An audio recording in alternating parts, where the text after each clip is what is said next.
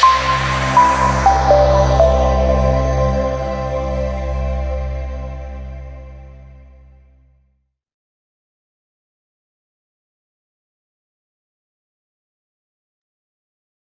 everyone. A very warm welcome to all of you, and thanks for joining in this session. Let's start today by looking at why is business transformation, right, including finance transformation, the talk of the town today. So in this introductory section, we shall define what does finance transformation look like in 2024. Okay, so to start with, let's look at this year 2024 and the set of challenges it posed to businesses. So based on a key issues survey that Everest Group conducts every year, we see that cost and margin pressures continue to top the chart as the most extensive challenge faced by businesses in 2024. But in 2024, this was also accompanied by other challenges like evolving customer needs, adapting to new business models. So like there are a lot of new business models like software as a service or subscription-based business models coming up these days. So the need to adapt to these business models while navigating a lot of risk, including geopolitical and location risk. These are some of the challenges that made it very clear to enterprises that they need to invest in becoming future ready. And what are we expecting when we say future ready? So the motion of becoming future ready started impacting almost all enterprise functions, including finance and accounting. I think in the current state of business challenges, right, in this year of doing more with less, organizational expectations from the finance function continue to accentuate. Based on a recent research study, what we saw was that while cost and profitability continue to remain the core responsibilities of the finance function, their influence has expanded much beyond that. New aspects such as stakeholder experience, preparing the organization for risk and disruptions are becoming top priorities for the finance function. And of course, with this new evolution in the role of the finance function, it is being charged with the responsibility to implement tech levers, including tech levers such as automation and AI. What we also noticed was that pandemic definitely acted as a trigger to drive this shift in the orientation of the F&A function. The orientation drastically shifted from being a process-oriented function that was focused on piecemeal transformation and activities like process standardization by adopting different tech levers. That orientation drastically shifted to an outcome-focused orientation. I think here, what we've also seen is that the focus shifted not just from things like cost and liquidity to focus on more long-term sustainable outcomes, which ultimately led to increased appetite for holistic transformation of the function.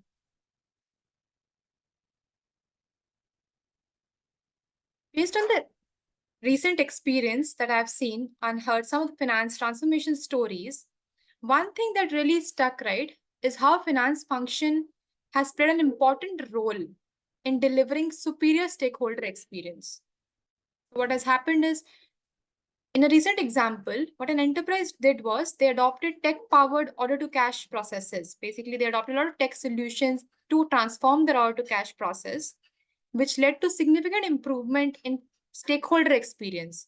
Stakeholders including customers, vendors, finance employees, as well as regulators.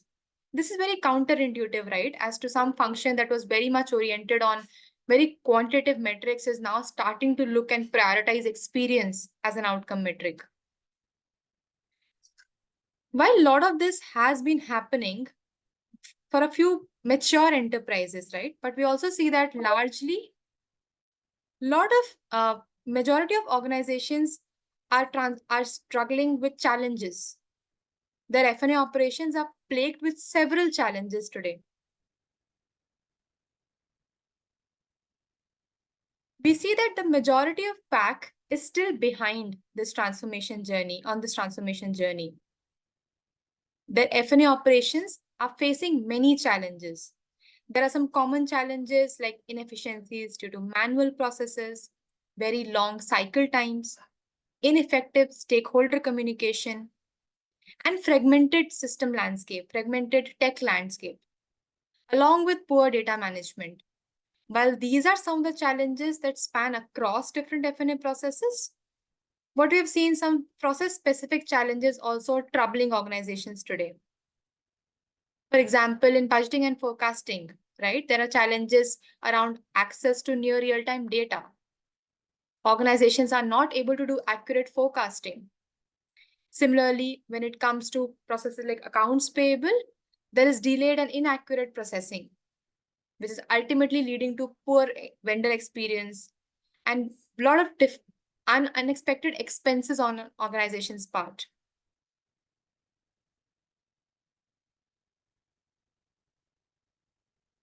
Now I'll invite my colleague Abhishek, who leads our platform services practice. And given that he has been tracking SAP as a platform for last several years, he will talk about the shift to S4HANA and how it can become a really important lever in driving or in transforming finance. Over to you, Abhishek. Hey, thank you, Harpreet. And I think overall, the way we kicked off, right? So there are a couple of interesting things that you mentioned, right? Around I think the first message around doing more with less. I think that's where the lot of the IT investments, right, today are shaping up, and then SAP and S4 HANA related investments are nothing new, right? They also, kind of are focusing on, hey, we have already made so much investments in SAP and S4 HANA, and how can we do more with this? And, the other point around how the priorities have evolved for a lot of customers, right? To just being looking at finance transformation as a piecemeal transformation approach to something which kind of not only impacts finance function but overall the stakeholder experience. So let's quickly dive into some of the aspects of ERP. Like how does it like what kind of role does SAP as a platform play in the broader finance transformation? So if you look at some of the ERP platforms such as SAP, right, where they kind of sit right at the center of majority of the application landscape, majority of the IT or overall IT infrastructure. So some of the biggest transformations that have happened in the past have been around ERP and ERP related modernization initiatives. Um, and that's why ERP is is kind of core and very important platform for most of the organizations. Now, if you see some of the numbers right over here, like 52% CFOs believe that digital transformation initiatives will be driven through a strong platform approach. This is kind of we are seeing across majority of the enterprise conversation, at least on the enterprise platform services side, we are seeing right over the past couple of years. Given I also tracked the broader retail and CPG industry, right? I've seen so many stories in the CPG ecosystem, which are large scale transformation initiatives, kind of being driven by platforms. A couple of the stories that I can recall, right? Last year we heard a story from Diageo, right? They were overhauling their overall IT infrastructure through SAP Rise and SAP S4 HANA Rise Cloud, Rise with S4 HANA program. Similar pursuits we have seen with the likes of Diageo. Unilever has done a major overhaul of their IT systems and consolidation of their IT systems into a single platform approach, which kind of unifies multiple operations across geographies and across industry subsegments that they are operating into. Because um, one thing, right, for some of the industries, for example, healthcare, life sciences, retail, CPG, even for that matter, today for public sector, right, where these industries are, lie at the forefront of the customer centric approach transformation. So These are the industries which are mostly like close to the customers, and the way consumer behaviors are changing, the way their priorities are changing. The enterprises need to be very agile, need to be very responsive in terms of for some of these changes that are happening in the industry, and having a core ERP and core systems around the ERP to have a unified approach around that, to have a consolidated platform, kind of improve that agility and resilience to respond to some of those changes. And therein we are seeing some of the major initiatives around ERP transformation happening. And I think finance function is something that's kind of leading the charter along with the functions such as customer experience or CRM. Moving on, talking about is just from a purely from a finance function standpoint, there has been a massive impact that we have seen in some of the recent case studies and case stories that we have heard on SAP transformation and S4 HANA transformation. So some of the metrics such as days to complete monthly financial close, first call resolution, like these sort of metrics have kind of seen a more than 20 to 30% improvement, and this is not something that has happened like we have implemented and then 3 years after we are witnessing some of these impact.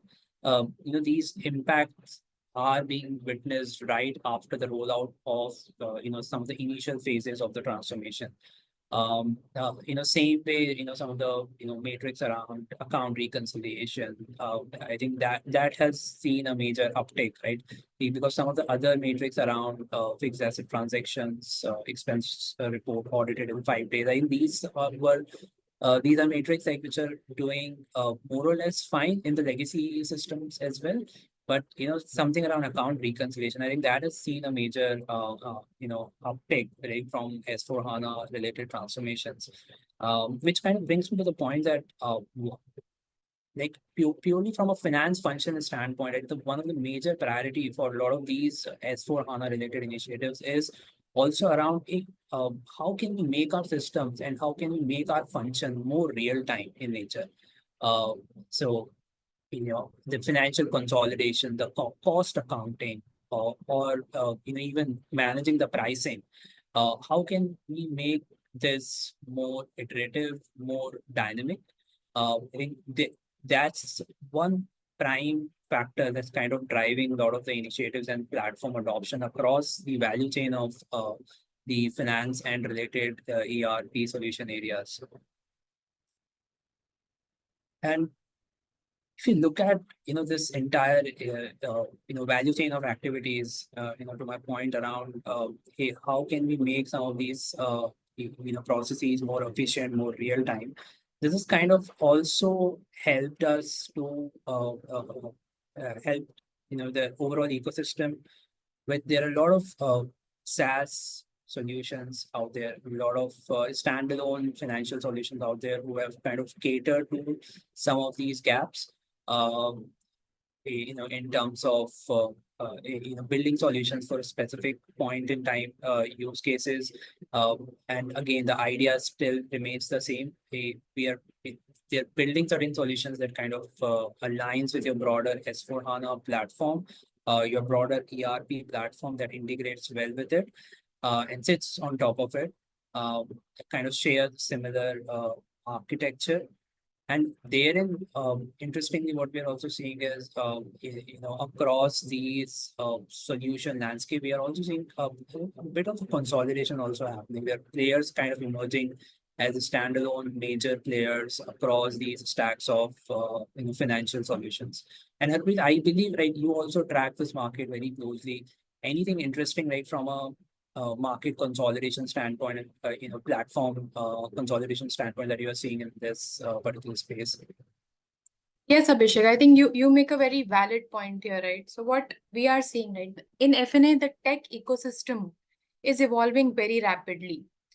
So what we are seeing is there are a lot of new providers of point solutions that are emerging. And the change in the approach that we are seeing is a lot of these solutions are cloud native. right? They're coming with an architecture which is meant to be operable on cloud. And simultaneously, what we're also seeing is a lot of consolidation happening across these categories. So, for example, providers who are traditionally just catering to P2P now entering the O2C domain or to cash domain as well, and vice versa. Another point, right, that I would like to make here is that we are also expecting, obviously, we are expecting more consolidation going forward. But one hypothesis that we are also looking at it, observing very closely these days is as this ERP foundational layer matures, right, as solutions or systems like SAP S4 mature, how will the landscape evolve for these augmented solutions? Because a lot of these providers do have ISV partnerships with SAP. And a lot of these capabilities come built as part of the S4 ecosystem. So will these categories in itself, will they continue to exist? Or will some of these get embedded into the SAP S4 architecture itself? So I think these are some of the things that we are observing, but net, the need to comply and be operable on cloud is a clear trend that we are seeing, and it will become like an important need to serve businesses going forward. Yeah, definitely agree to that. And which kind of also, answers one of the question I saw just in the chat is around what are some of the benefits S/4HANA brings onto the table as compared to Oracle Fusion? Again, interesting question, but as Harpreet just mentioned, right, it's not like it's not about like which platform. Each platform has its own set of challenges and has its own set of benefits. It's more from an organizational context standpoint. For that particular organization, they might as well do S/4HANA for majority of their accounting, but then they can still have something like Blackline and Tagetik also, and kind of catering to some of the parts of the overall financial value chain. And so is true for Oracle Fusion as well. So it largely depends on the organizational context, and it's less about which platform over the other. With that, I'll move on to our first poll question, right? In terms of what are the top challenges that you are facing around SAP S/4HANA transformation, in particular to your financial transformation journey? You can select some of the options that are most applicable. In case there are multiple options that are applicable, please feel free to do that. I know for some of the organizations, this entire ERP transformation or S4 transformation in particular has been nightmare in the past, and it has its own reasons. It's not maybe just because the platform was not right, but in terms of the way it was adopted, who was the service provider, what kind of organization mindset was there in terms of driving the transformation. I think many a times that kind of creates a havoc in terms of the overall delivery of the project. We have responses coming in. Maybe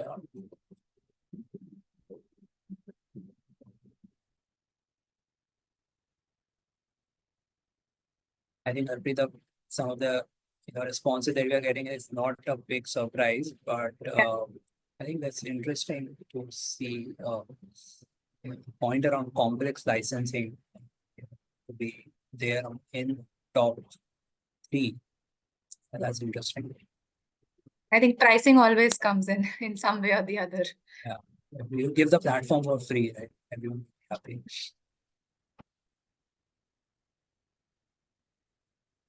Okay, looks like I think we have got decent participation. So, need for high customization, yeah, that's one of the major challenges. And then we also have aspects around complex licensing, lack of robust data strategy as well, in terms of challenges that are there for the SAP S/4HANA transformation.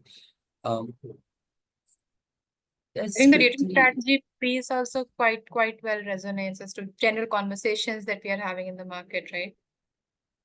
Yeah, yeah. In fact, for a lot of the I think the need for SAP transformation or a need for any platform related transformation kind of stems many times in in that need to create that unified data across multiple systems. So I think that's there. But then having said that, right, when you get onto that journey for SAP transformation, that, that not having that data strategy in place and just looking at your S4HANA transformation as just another technical implementation which you are doing to replace your existing financial solution. I think that's where a lot of enterprises kind of fail to get benefits out of their S4HANA investments.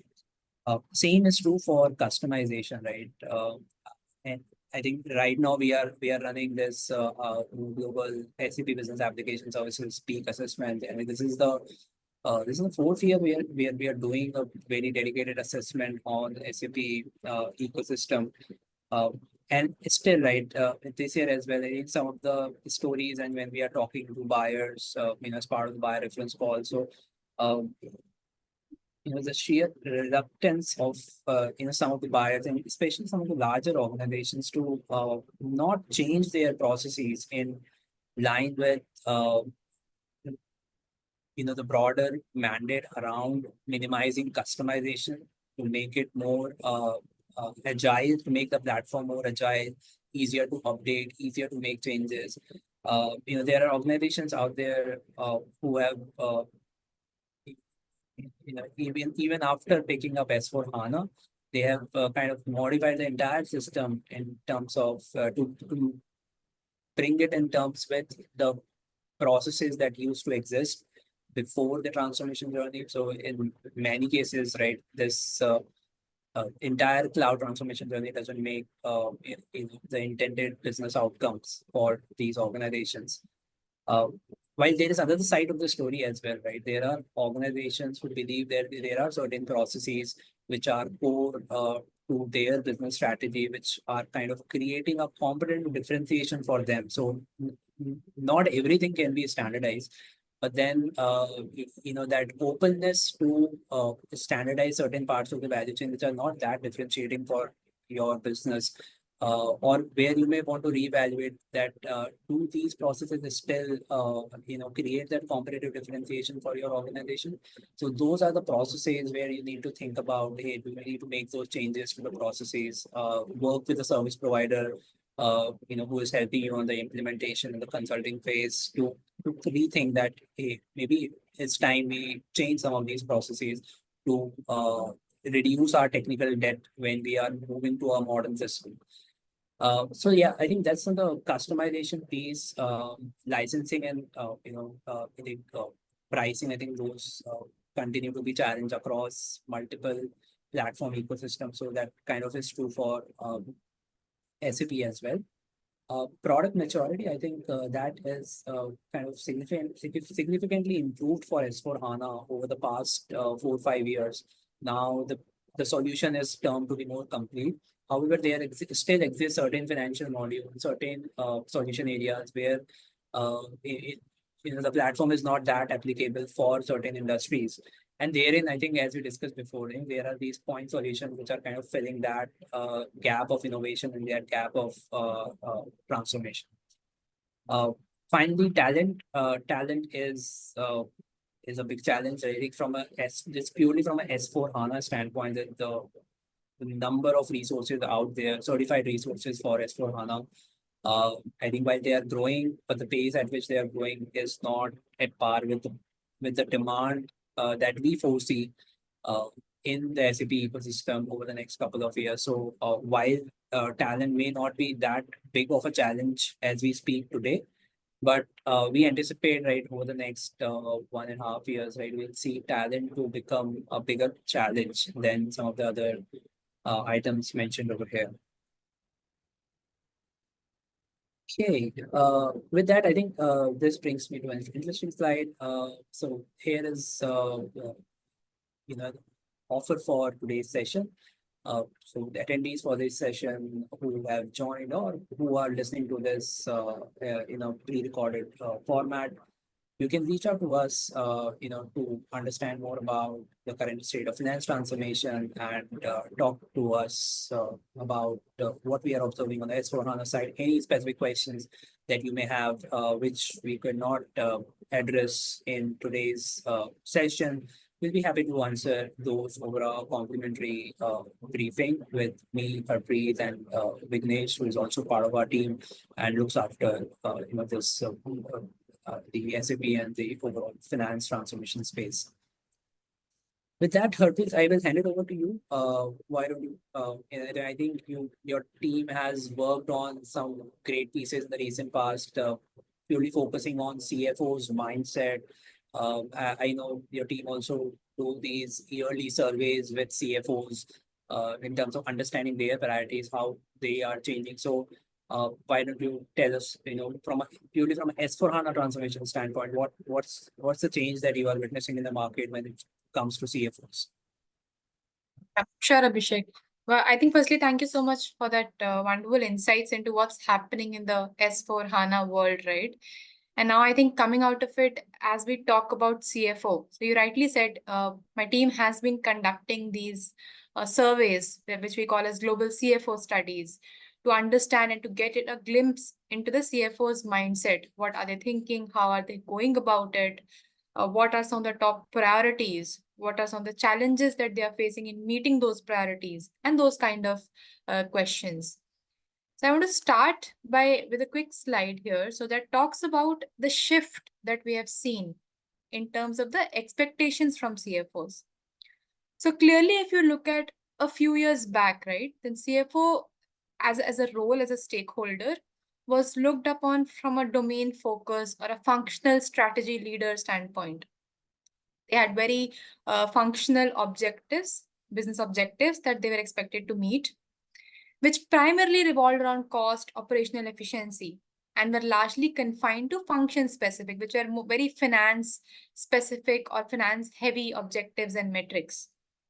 And most of the CFOs seemed to have siloed focus on their particular function.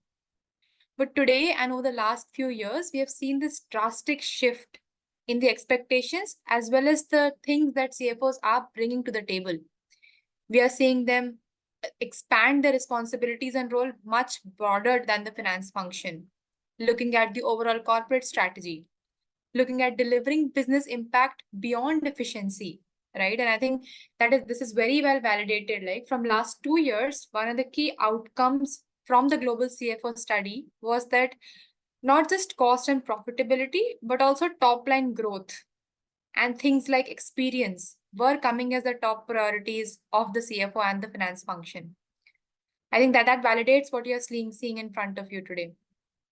Also, we are seeing them getting more and more involved in broader decision making beyond just F&A specific decisions, right? And which often requires them to collaborate across functions, collaborate with different functional leaders to be able to deliver that kind of business value that is expected out of them.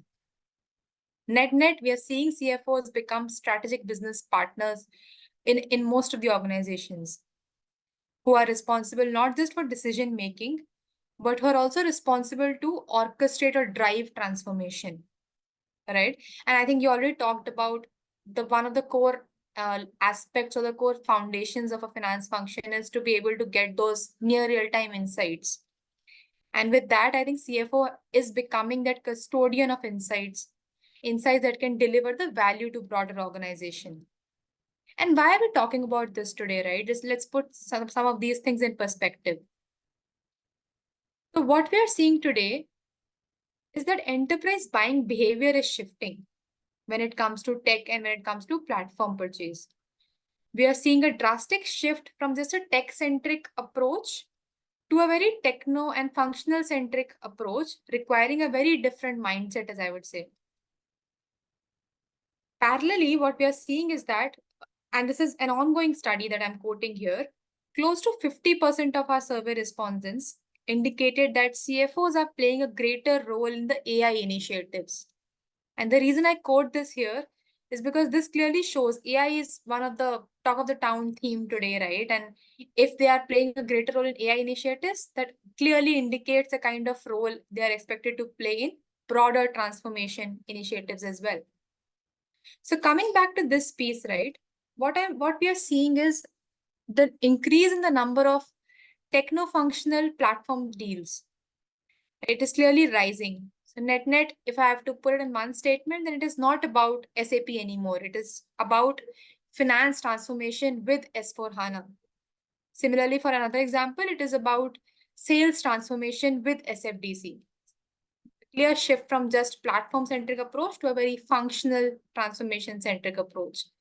And because of this shift, CFOs have a very significant role to play in these initiatives. Now, I think one of the questions that must be coming to most of our minds when we hear this, what role can CFO really play when it particularly comes to S4HANA transformation? Because I think all of us would agree that S4HANA transformation is a very IT heavy, IT driven kind of an initiative, right? When we first hear about it. It requires efforts across data, technology, and a lot of other aspects. So what I want to present here today is our point of view on how we see CFO can play a role and is playing a role in some of the leading organizations in guiding efforts across different aspects like data, technology, process, and people. I might not really go in this order, right? But where we are seeing more and more investment or increased interest and involvement of CFOs, I would highlight is the data and process part of it. So I think CFOs are playing much bigger role in defining organizational data management strategy. And as we also looked at the poll results, I think lack of a data strategy clearly came as one of the top 3 challenges. So the way CFOs can help here is by coming up or by helping the IT team in defining robust data governance practices, things like master data management, right? Because CFOs clearly have a very strong visibility into what kind of data we have, which data is something that can be taken upon, and which is something that needs to be looked at or handled with utmost care, right? Utmost confidential data. And therefore, CFOs can help implement a data governance framework to manage through the data life cycles. And the second aspect which we're talking about here is the process aspect. I think this is fairly easy to understand, right? Because for any transformation initiative, a lot of heavy lifting might be done by IT. But when it comes to the process knowledge, they need to collaborate with the SMEs, which is the CFO in case of a finance function. So CFO and the office of CFO can lend very strong process knowledge that can help organizations to actually standardize and redesign processes. They can optimize the processes before actually moving them to a new platform, which is S4HANA in this case. And one additional thing which I'm seeing a lot of mature and advanced enterprise doing is revisiting the scope of F&A processes. Basically, things or day-to-day transactions, tasks that the finance function is taking care of. Will they continue to remain relevant? Do they need to spend the amount of time and resources that they're spending today in those F&A processes after S4HANA implementation? I think these are some of the key areas. Also, not to leave the other 2 topics on hand. So technology and people. I think technology, when it comes to, as we were talking about the earlier piece, right? A lot of siloed solutions being adopted in different parts of the F&A value chain. Which of these will continue to remain relevant after the shift to S4HANA or after a shift to modern cloud-based ERP? Something that the CFO can definitely lend his very meaningful advice on this front. As well as the need to integrate. I think lack of customization came as one of the challenge. I think customization to some extent involves this need to integrate the existing system landscape with the new system, which is S4HANA in this case. And last but not the least, about the people aspect. I think all of us would agree here that finance as a function is something where you could expect a lot of resistance to come in for any such transformation initiatives. And therefore, making sure that the CFO is a change champion here, is able to conduct or understand the impact that it might have on the different roles, imagine how these roles would look like in the future, and then drive that shift, drive his team to that new environment, right, to help manage the overall change. I think these are some of the very important aspects, like I said, where we are seeing mature organizations and their CFOs playing a point when trying to maximize the value from S4HANA initiatives. Just a quick summarized view, right, in terms of, if we look at in terms of the phases of S4HANA journey, then it's not like you need to bring in the CFO after you have planned your strategy about how will you go about the shift from SAP to S4HANA. You need to really involve CFOs, or CFOs need to really come in across these stages. They need to come in before the implementation phase so that they can lean in terms of the business case development, budgeting for investments, because they've obviously managed the budget for these transformation initiatives. Like I said, they need to be involved in the data management strategy. And of course, in establishing a clear risk management framework. And this needs to be done before you actually start on that journey. Similarly, when an organization is on their S4 transformation journey, they need to make sure that their journey aligns with the target operating model, and that is basically in alignment with the financial objectives. And as we talk about financial objectives, like the kind of growth the organization is targeting, the kind of target segments or customers it wants to hit this year, all of these are something that the CFO can certainly lean in and provide very meaningful inputs here. As well as we talked about, making sure that the team is comfortable, they are effectively utilizing the new system, and make sure that the CFO facilitates some of those trainings that might be needed for his team to make sure that they adapt to the new system. And I think in this particular stage, they come from, in the initial phase, they might seem like they're trying to start small and only focus on some quick value gains. But as this journey proceeds, a CFO's role can really go from achieving just some quick value gains or low hanging fruits to actually accelerating value, and then also sustaining value in the long term, right? When I say sustaining value, I mean conducting regular audits of where we stand on this journey, making sure that there's enough adoption of the end users, and also embedding this transformation S4HANA into the broader or annual strategic financial planning process as well, because that's really important. It cannot be a one-time investment and then you don't do anything about it, right? You need to be on top of it, making sure that you're able to get maximum value from the updates that are coming every year and in a few months' time.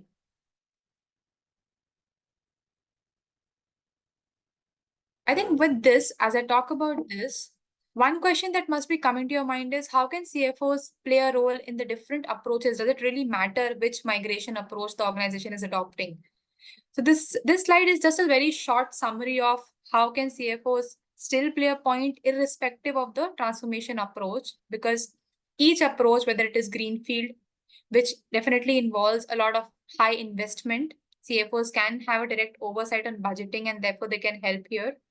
When it comes to brownfield, CFOs can certainly help prioritize those finance processes for that phased transformation, while also complying with the existing frameworks or risk management rules that are in place. Also, when it comes to hybrid implementation, CFOs can again play a very important role in balancing between cost as well as realizing value from the existing systems. So they're best positioned to guide on that selective or phased transformation journey in some of these cases. I think with that, I'll hand over back to Abhishek to talk about, obviously, as his team regularly tracks the S4HANA landscape, right, through peak assessments that you must have heard about, the peak assessments that Everest Group conducts. And I'm sure Abhishek would have talked to a lot of buyers as well as service providers in the S4 space. So Abhishek, would you like to share some of the key observations that you might have around factors that organizations need to really consider when they are getting started or when they're already on their S4HANA transformation journey? Sure. Thank you, Harpreet. And I think as we are approaching towards the end of this webinar, and I see a very good, decent, retention of the audience. So that's good. I think we might be actually saying something sense over here. Uh, just for the audience who are still listening, please feel free to put in your questions in the chat, and we'll try and answer some of those towards the end of this. So Harpreet, right, as you were mentioning about our S/4HANA assessment, yes, we have been talking to the service providers and their buyers in terms of what are some of the challenges and what are some of the impact that they have realized from their SAP journey and S/4HANA transformation. When it comes to and this is in no ways this particular slide is an exhaustive view of anything and everything that you need to do while doing a cloud-based ERP transformation. But then I think from it does cover like 70-80% of things that enterprises need to prioritize while thinking about a cloud-based ERP transformation. And to start with security, while I think 2-3 years back, right, when we were thinking about cloud-based ERP, and not exactly 2-3, I would say more than 3 to 4 years back, pre-pandemic days, when we were talking about thinking about cloud-based ERP transformation, we were hearing enterprises focusing more on what is the choice of platform, what is the choice of hyperscaler, should we adopt out of the box solution, should we just migrate and lift and shift to cloud. Those were the questions that enterprises had while doing their S/4HANA cloud transformation. But over the past couple of years, right, aspects such as security, interoperability, right, those are some of the attributes, right, that have kind of shot up in terms of enterprise priority around when they are doing some of these transformations, right. One story that kind of sticks with me, right, that I recently came across was that of the Clorox company, right. This is again a chemical manufacturing company, $5 to $10 billion enterprise. They faced a lot of cybersecurity related issues. In fact, in one of the recent earnings, they even reported that the organization kind of was impacted by almost $500 million, right, impact through this cybersecurity attacks. And what was interesting to see, right, in terms of how the organization was agile enough and receptive enough to admit to the things that, hey, we need to change some of the things that we have been doing, and they underwent a broad-based ERP transformation journey, and to the point that their CEO mentioned that uh, some of the things that we used to do in the past, we have changed anything and everything from a process standpoint that we used to do before. And the entire genesis of this case around cloud ERP transformation was security. So in today's environment, right, some of the industries such as healthcare, public sector, BFSI as an industry, right, they cybersecurity is kind of is top of the charts in terms of attributes that enterprise needs to consider. Interoperability, yes, because and increasingly enterprises are looking to adopt a best of breed solution approach.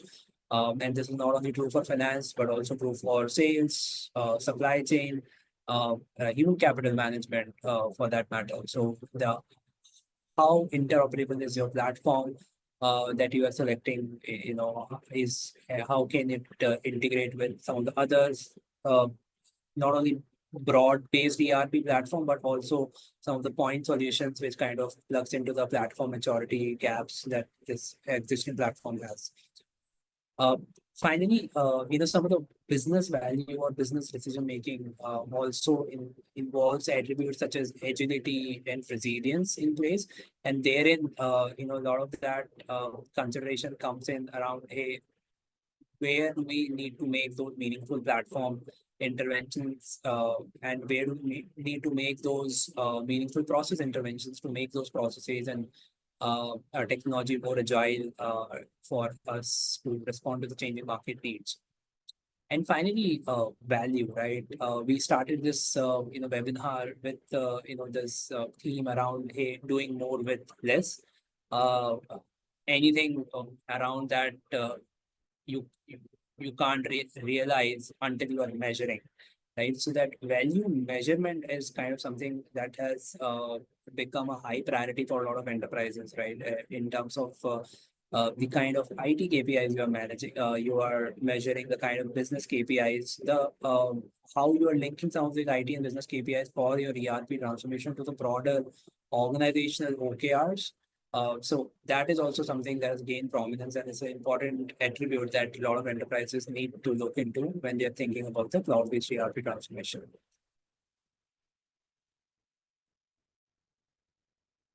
Moving on, from a key consideration standpoint, right, from a overall partner ecosystem, right, we talked about how do you think about the decision making around cloud-based ERP transformation.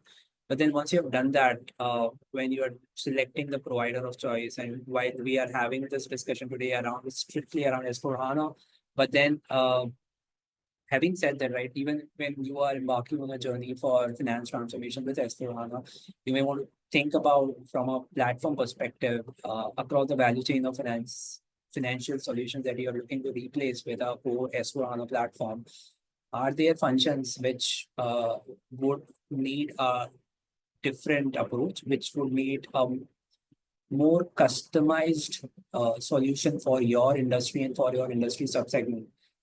And once you have done that, and once you have identified some of those specific areas, there are solution vendors out there who have built capabilities specific to industries and specific to those process areas. I think there's a very interesting example that came across recently where we helped an enterprise selecting a uh, costing vendor. So while they were doing the entirety of the finance transformation on S/4HANA, but then they wanted to make their costing process more agile and uh, having and but at the same time would want to keep a lot of things customized. So therein, they went on to look for certain costing and the pricing platforms that are out there, which are built specifically from their industry specific needs perspective. So that's the platform story. At the same time, there's similar story around cloud providers, right? From a cloud capability standpoint, right, depending on the needs and the broader organization priorities that you have around data, AI, and broader cloud integration. So you may want to think about those capabilities that hyperscaler has. Increasingly, we are seeing enterprises trying to balance out their cloud uh, landscape, the cloud infra landscape with multiple cloud solutions to avoid a locking into a singular vendor. So, that consideration also needs to be accounted for whether you would want to have this entirety on Azure or you want to have a mix of GCP as well or AWS as well into that particular mix. Um, Finally, from a provider selection perspective, right, there are lot of things, but I think primarily what helps to look for is checking for some of the case studies and references which are very specific to your domain and sub-industry. So while the provider would have done wonders, from a scale perspective, they are one of the biggest providers out there. But then if they don't happen to have a case studies specifically targeting, let's say, oil and gas industry of the enterprise size which you fall into. So maybe that $5 to $10 billion enterprise size in oil and gas industry. So that you should at least check for some of similar case studies serving to similar size organization, because as the organization size changes, there is a drastic shift in the priority. There is a drastic shift in the kind of things that enterprises would need from a service provider while undergoing the S/4HANA transformation. So you need to check for the prior experience. You need to check for the outcome focus of their service providers in terms of what not only the IT KPIs or the turnaround time for the implementation, but also in terms of some of the business KPIs. Hey, what can the provider commit from a CSAT perspective? What can the provider commit from a overall financial, like some of the financial metrics that we discussed, financial consolidation time. Um, so all of those financial metrics, like what can provider commit? So I think that is also something that you need to look into. And finally, innovation and credibility. There are a lot of proof points out there to make a judgment of that. The tech vendor themselves do a lot of these awards. There are analyst firms out there who are doing some of these assessments to judge or validate some of the aspects around which partner or which service provider is doing better from an innovation perspective. So do factor in some of those things as well. Finally, some of the other considerations around whether you want to be on the rise or grow, that purely depends on the organization context, right? There are very big organizations. For example, I was mentioning earlier, Diageo, right? They ended up, going with the rise offering. But then, there have been similar sized organizations, where we have talked to and who have done really well. Uh, by taking a non-rise approach as well. So it purely depends on your organization context in terms of what you are doing and where you are, what kind of approach you are taking. Consider engaging with these specialist providers. There are providers out there who have a local footprint. They specialize in some of the functional transformation aspects over there. So while your broader service provider will be fantastic at providing that implementation support and managed services support, while they may not be that great of help when it comes to the functional transformation or the guidance that you would need from a consulting standpoint for your finance function. So there you can consider engaging with some of the financial transformation specialists out there. And finally, just to reiterate, right, before customizing any specific aspect of your solution, right, do think about whether or not it makes sense from a competitive differentiation perspective to retain some of those processes or change some of those processes according to the platform that you are implementing. Again, this is a quick snapshot in terms of what we are witnessing from a service provider innovation perspective. While most of the service providers out there who are doing SAP, supporting SAP services and implementation support, they have been doing good on, I think, some of the solutions around pre-implementation and implementation accelerators, integration accelerators. These are now kind of a base across leading service providers. However, areas such as function solutions, industry solutions, and some of the end-to-end platforms that are kind of binding all of this together. This is something that a lot of service providers are actively investing into and actively taking to their clients. To not only expedite the time to market for the implementation, but also at the same time, provide that additional value from a business value realization perspective. So that is something you should also keep a close eye for in terms of the service provider that you are dealing with in your S/4HANA transformation. Finally, I think these are some of the snapshots in terms of I think these are some of the stories that we talked about while we were doing the presentation. All the attendees will be receiving the copy of this particular deck. So feel free to go through it. And there are far many more user stories around financial transformation with S/4HANA or with other ERP platforms out there. With that, I think that brings us to the end of the discussion. Harpreet, any thoughts, any closing comments from your side? No, I think we're good. I was just also looking at the Q&A chat. So Anybody from the audience, feel free to put in any questions that you might have. We'll try to answer here, or obviously we can follow up as Abhishek talked about, right? We can follow up through a separate connect as well.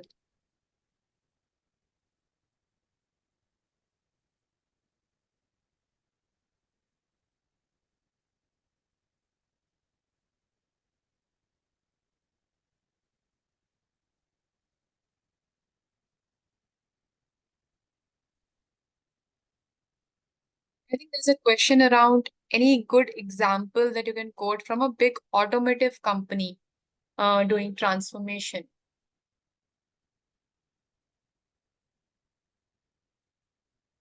Abhishek, do you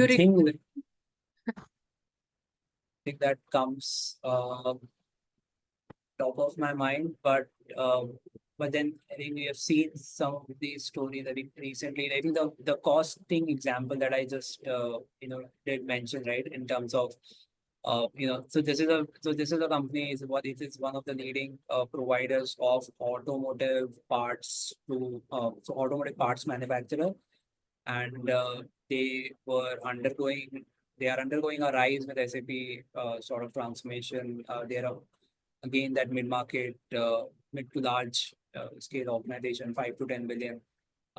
And the entire rationale for their transformation was we have been sitting on systems which has a lot of legacy footprint. So legacy, think about some of the R3, SAP R3 and ECC systems.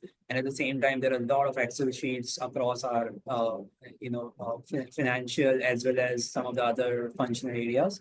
And the rationale was, hey, we would want to consolidate everything together in a single ERP platform, and SAP S/4HANA was the choice of the platform, and they went ahead with the RISE methodology, given that kind of resonated well in their context, given they were already on Azure in some parts of the organization.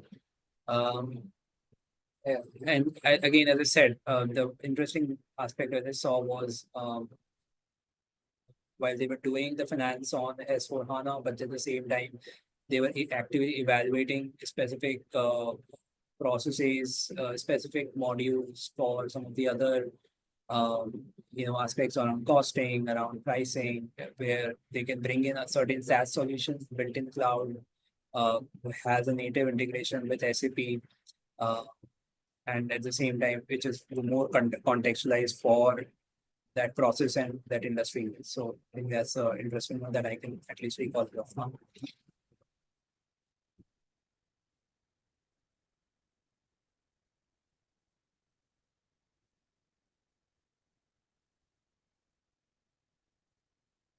Okay. Because that was nice. Good for you, Abhishek, for you to share. I'm also noticing the time here.